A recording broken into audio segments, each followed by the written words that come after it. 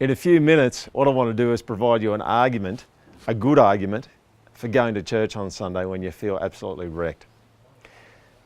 About a week or so ago, I realised that I'd been working pretty much 7 days straight. In fact, I worked out that I was actually going to be working about 8 or 9 days straight before I'd have a day off.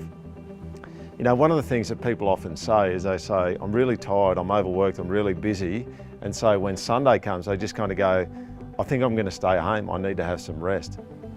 Now, what's interesting about that kind of comment is where they go for rest tells you about what they think will actually invigorate them. You know, one of the things that the Bible talks about is it talks about idolatry. It talks about the fact that people can chase after things that aren't God's.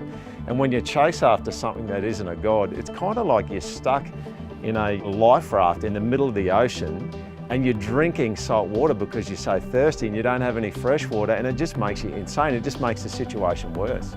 There's a sense in which when you're chasing after idols, when you're chasing after things, when things are the treasure of your heart instead of Jesus, there's a sense in which you just have to run harder and harder and harder to be satisfied. Idols kind of have a way of doing that. They wear people out. So the question then is, if idols wear people out, what refreshes people? What invigorates people? And I want to suggest to you that if your week has been filled with chasing after things that aren't God, if it's been filled with pressures that have ruled over you, what you actually need to do on a Sunday is to connect with God. You actually need to worship God. You see, the scriptures say that it's those that wait upon the Lord that renew their strength.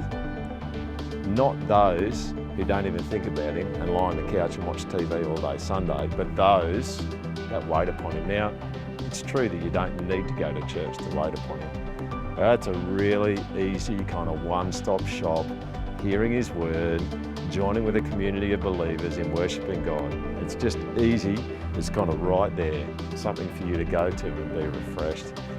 So let me encourage you, the refreshment that you really feel like you need is not ultimately the refreshment of lying on the couch and sleeping, but it's a refreshment of your soul when it connects with Jesus Himself.